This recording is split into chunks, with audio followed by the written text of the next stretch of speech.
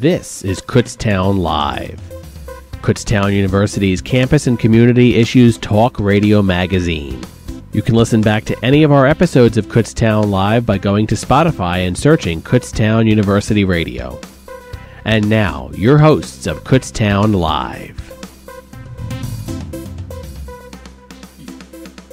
You're listening to the radio voice of Kutztown University, KUR. Welcome to Kutztown Live. I'm your host, as always, DJ Aaron B., flying solo for this week. And to start off the show today, we have our wonderful bi-weekly guest, Lori from the Northeast Berks Chamber of Commerce. How are you doing today? Aaron, I'm doing very well. Thank you for that nice introduction. I'm going to get started today by talking about our upcoming activities and events with the Chamber. Next week, on Friday, February 21st, we will have our February breakfast meeting. As many of you know, every third Friday, 8 times a year, we host a very well-attended meeting, and this one will be no exception at the Reading Regional Airport. Heather Adams, who is the executive director of our local BCTV, will be our guest speaker, and she will be presenting a citizen's guide to community media. That breakfast is sponsored by Lions Fiddle Festival and will also feature Grey Muzzle Manor as our nonprofit partner. It's easy to register for our breakfast programs, luncheons, or any events on our website at northeastberkschamber.com. Scroll down the homepage to find the registration links. We also have a special networking event coming up in Fogelsville next week, and that will be held on February 19th from 5:30 till 8. It is free of charge, thanks to 2 sponsors, and it will be held at Madeline's in Fogelsville, featuring Rich Plinky. He is a local author and sales guru, and he will make a presentation and do a book signing, and there'll be plenty of time for networking as well. And Experienced Land Surveyors and Elite Business Solutions are the sponsors for that event. So again, check out our website at northeastberkschamber.com to stay current on all of our monthly and weekly events. Today I'm very excited to present one of our very active and engaged members, someone who is a wonderful advocate and supporter for our chamber, Penny Old, who is the owner of Payday Payroll Service in Kutztown. Welcome, Penny. Thank you, Lori, and thank you, KU Radio, for this opportunity. I appreciate it very much. Penny, anyone who's been involved with the Chamber or in and around Northeast Berks has probably heard of your business, which is now in its 27th year. Why don't you tell us a little bit about how you got started with Payday Payroll Service and talk about some of the clients that you have. What types of businesses might be interested in hiring you for their payroll services? Thank you, Lori. Well, since 1994, my company has specialized in payroll processing and bookkeeping for the small business owner. From W-4 through W-2 forms, we offer full-service payroll processing, including direct deposit, online tax filing, and assistance with workers' compensation audits. A typical client is, for me, under 50 employees. At the 50 employee level, you usually get into HR issues, and I prefer to stay away from that. A lot of my clients really like the idea of they know that they can get a hold of me when they if they have a question or a problem, they know that they can contact me. It's always me. And I can also specialize anything, their payroll, to if they need a job costing done, if they need a special payroll run. I'm very accessible and I can adapt to their needs. Penny, tell us a little bit about what's happening now as we've entered into tax season, I assume, and what are some of the preparations and some of the services that you're offering to your clients during this hectic time? Well, it's important for anyone filing their taxes now to look over if they are over withholding. Perhaps they want to go and file a new W-4 form, which will allow them to get more in their paycheck every week. The 2020 W-4 form has been totally revamped. Any new hires or any employees making any changes must use the 2020 form from now on going forward. When you think about working with clients over the last nearly 27 years, What are some recommendations that you would make to those businesses? What are some of the challenges that people face if they're not being maybe organized about their documentation? Well, it's interesting you should ask that, Lori. I was just contacted about 2 weeks ago by a now client that did not do any tax filing, payroll tax filing at all for 2019. They called me. Naturally, they were very upset and concerned. But I told them, I gave them a very reasonable price, and I told them within 24 hours I would have everything turned around and provide them with the exact amounts of taxes due. Forms need to be processed, and I provided the employees with their W-2 forms. Going forward, they have hired me because they know that everything is going to be done correctly and on time, so they will not have to have any more penalties and interest. Well, you've obviously given them great peace of mind as Yes. well as excellent customer service. So that's an interesting story. Now, Penny, because I've known you for a few years, let me add that not only are you an active business person within the communities that the Chamber serves, but also you've been a board member of the Northeast Berks Chamber. You're in your 6th year, which means you'll be ending, sadly, the last year of your 2nd term. You're also the chair of the Ambassador Committee. Is there anything that you want to add about your participation in the Chamber in those roles?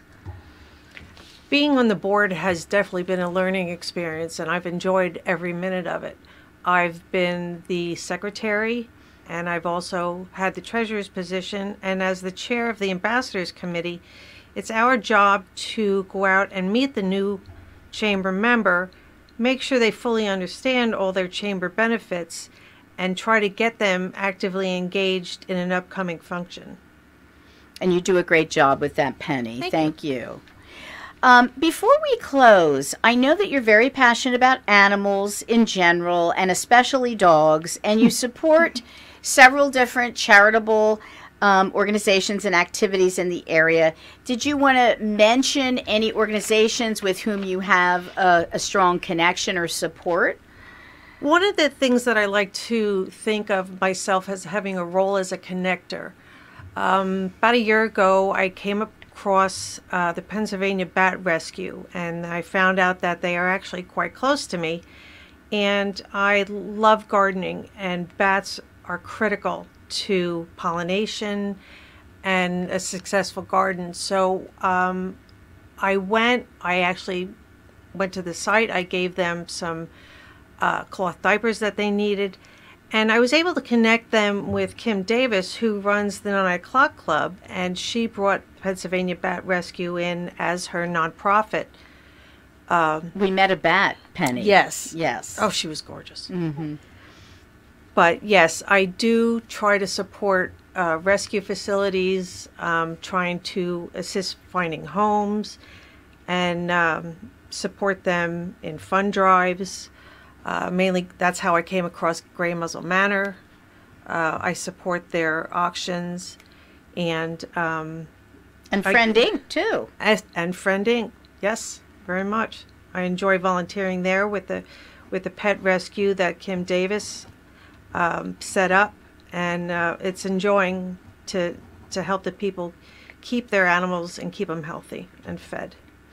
Penny, if anyone listening would like to get in touch with you about your payroll services, how can they contact you?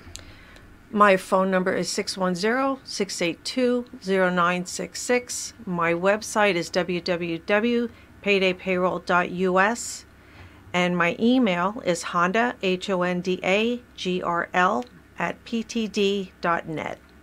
Thank you so much, Penny. Thank you, Lori. Well, thank you, Lori and Penny, so much for coming on the show today. I really like that part about the bat rescue. I love bats. They're a great animal. They're on social media. Check it out. Oh, Check out that organization. I certainly will. Well, I will see you the week after next for our next interview. Make sure you all stay tuned for an upcoming interview with Donovan Levine from the Keystone newspaper. You're listening to the radio voice of Kutztown University, KUR. We'll see you right after the break.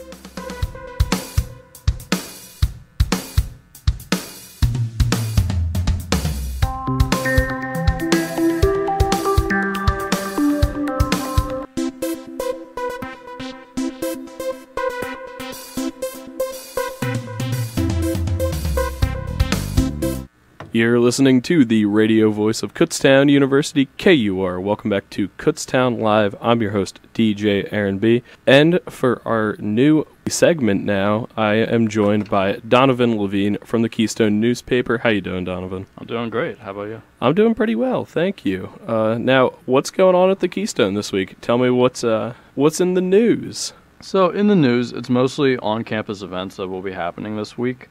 So, and last week as well, we covered the Dance Theater of Harlem. So that was kind of like a nice theatrical A&E event that we covered. Mamma Mia will be happening next weekend. That should be an interesting, it's like a musical with like ABBA songs, I believe. Yeah. So, we're going to be previewing that event, talking about it, so that one should be good. The KUVPA concert, Kutztown's Visual and Performing Arts, I believe is more of a jazz type concert, so we're going to be covering that one. And then sports, there's some PSAC tournaments going on for women's and men's basketball, and there's also going to be the swimming meet. Let me take a look at it. I just had it and then I lost it. It's cool. Yeah, sorry about that. But yeah, we're gonna be doing previews on like a lot of the sporting teams, bowling, soccer. Just whatever's going on like right now, pretty much. Yeah, also PSAC championships for swimming. So we're just going to be doing like previews on all of those things. For my section, which is freeform, there's not too much that we're going to be covering. It's mostly just like we're kind of switching to like opinion pieces more in my section. So a lot of things that may be happening like outside of the university. Like I have one person writing on the Iowa caucus results. A true mess. Yeah, and talking about like mostly things going on with the election because that's coming up. I mean, it's in April, so there's going to be a few articles written there. I believe you guys actually have new merchandise coming out, right?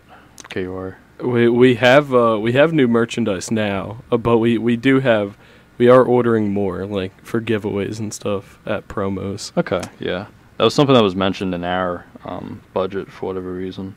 So I figured I'd mention that while I was here. Might as well. I believe I mentioned this one last time, but Drone Club is a new thing that was starting up. I know the guy who started it, Liam. He's having trouble because their advisor had left midway. So it was actually like right at the beginning of last semester. So, and usually Kutztown doesn't start funding clubs until their second semester. I'm not certain of what the reason for that is, but I guess to see if they'll survive. Possibly that could be a little bit of Darwinism with the clubs. Yeah, it could be that. But so he's really been struggling because I mean he just got a new advisor. I believe it's Dr. Bastido with the CTM department. So hopefully that'll help him out. But he wanted to write a little bit and just kind of get the word out that hey, there is like a drone club. So I think they'll be flying them around like Old Main or like different parts of campus and just kind of taking like aerial shots of like everything. So it's kind of like if anyone's interested in like photography or anything, like that's something that's an outlet for them to join because I mean you don't often get the experience to work with drones, so it's it's pretty cool. But yeah, it is a cool thing. I could imagine it would need a lot of funding and not having an advisor and having just one relatively new student have to do all like the recruitment and creating posters and like meetings, all that stuff on his own. So he's been struggling a bit, but hopefully after we get like the scoop on it and everything, more people know about it, and then more people will be able to join and help them out. Oh yeah, there was also a robbery this week. There was at Golden Bear. There was. I woke up to that email. I woke up to that email as well. I would have written something on it, except I didn't know any of the details on it. And I was pretty busy like that entire day, so I never got in contact with anybody. So that's a developing thing, but. When there's sorry to interject, but You're just a quick question. When there is crime on campus, do you guys contact public safety for like comments on it? Yeah, I believe we do. I've never done it because news isn't really my department. But I believe our old news editor, that's what she did. Okay. Was she would contact public safety or even like just like the borough police department. Because like things that happen in town too, we've also covered before. And we used to be pretty quick at it. Now not as much because I think I told you before with all like the whole like turnover rate that we had last semester and moving from print to online only. It's kind of like thrown everything out of whack. We also we had a different advisor before and now we have a new one. which is okay, but it's just kind of like all these transitions at once kind of made everything happen a lot slower now, so we're just kind of trying to pick ourselves up and get back on our feet. So in the future, we'll probably be faster at like picking up on things like if there is a robbery or if there is, you know, anything that goes on, like a sexual assault case or just anything that happens on or off campus. Really, we're just trying to report everything that's local. There's also the Chinese Lunar New Year event in the MSU on Monday that I attended it last year, and it was really good for like people who are like invested in like cultural like arts and like theater performances, because like they dress up in like really like impressive costumes that like, you know, like look expensive. Like it's really impressive, some of the things they do. Like some of the guys, they like morph into like these like huge like dragon suits, and they just kind of like walk around, and like that does sound cool. It is really like, it's like visually appealing and everything. So I'll be attending that one again, and you know, hopefully it'll be as good as last year. And then I believe there's a Black History Month celebration also in the MSU the following day on Tuesday. So I'm not sure who will be covering that, but that was also in my budget. And yeah, and then there's just some other things like with there's possibly construction going on with Lytle Hall, Old Main, and Johnson Hall. So I'm not too sure the details on that, but that was on our budget as well. That's about it as far as immediate news, because some of these other things are like farther down in like March and February. You'll get to them on the other segments, is what you're saying? That's what I'm saying, yeah. That's what I believe. So for this week, there wasn't a whole lot to really be covered.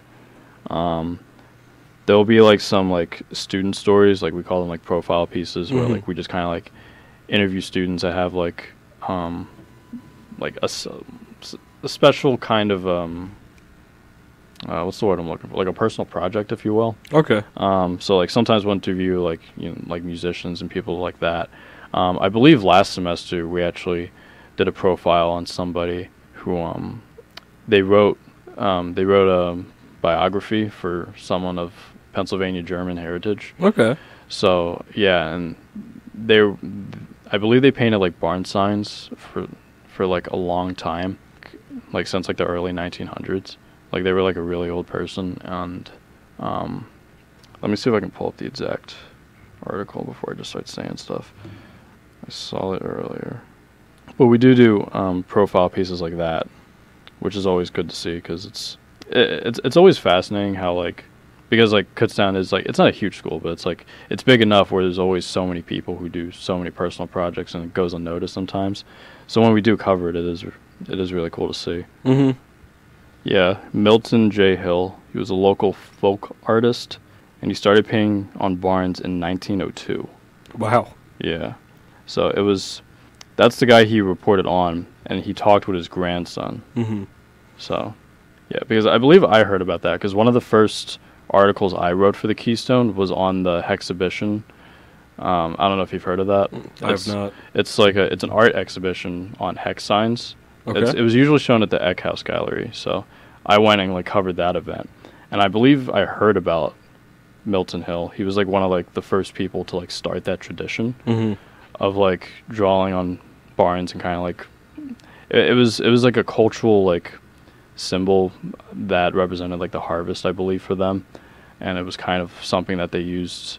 I think it had something to do with like the pattern of like, you know, the moon phases and things like that, and so they would draw like it was mostly like pointed stars, and the number of points had something to do with like the amount of months until like the harvest, or until like a certain crop will be ready, and then they'll just kind of like, you know, paint them on top of barns. They would paint them on top of like, you know, doors and like other things like that. So that was another thing that we had. Other than that, that was pretty much it for this week for the Keystone. Okay. Well, if that's it for the week, thank you again so much for coming on, Donovan. We will see you next week for your next segment. And keep it right here with us on Kutztown Live for more talk radio news. We'll see you right after the break.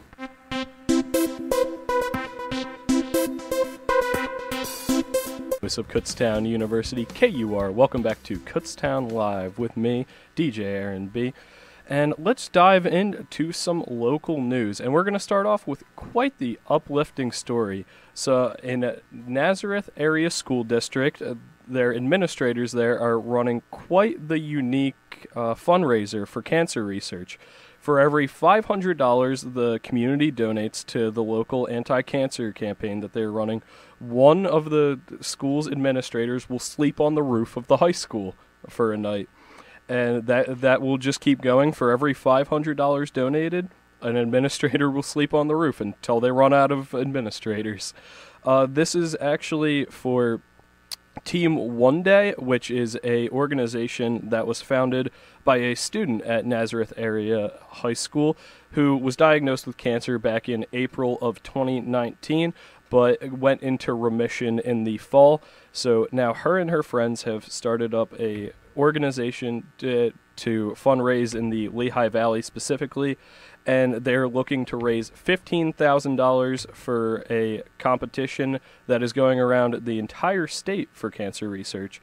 So if you have the means and you live in that area, certainly look into that. That sounds like a great cause, and I'm sure high school students would very much enjoy to see their principals sleeping on the roof of their building. I think they'd find that fun. In other local news, in Muhlenberg Township, the first ever regional Braille challenge in Pennsylvania was held. This was similar to how a spelling bee would go, but it is for reading Braille. And this is actually a new thing that's happened around the country. It's started in the past couple years, and there's actually a national Braille challenge, which is hosted by the Braille Institute of America.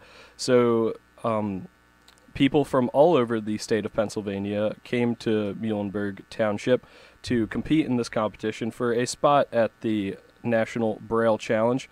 This event was sponsored by the Philadelphia Phillies, and a few Phillies themselves actually went to the event to go cheer on the individuals who were competing. So again, another uplifting story. It's nice to hear all this stuff, and look, I feel local news is where you really get these nice stories. Moving on to another story. In Exeter Township, a supervisory town hall meeting will be held soon to discuss the fate of the Reading Country Club's future. The country club has been under operation by the government for about 10 years now and has remained just solely a golf course. People around the community have been petitioning to add more things to the land, add more activities, more family events, and other people are looking to maybe make the area a park instead of a country club that they would have to pay for and everything. So that meeting will be held this week, and hopefully they'll be able to come up with something to do, because meetings have been held for the past 10 years to try to decide what would happen to the country club, and nothing has been decided.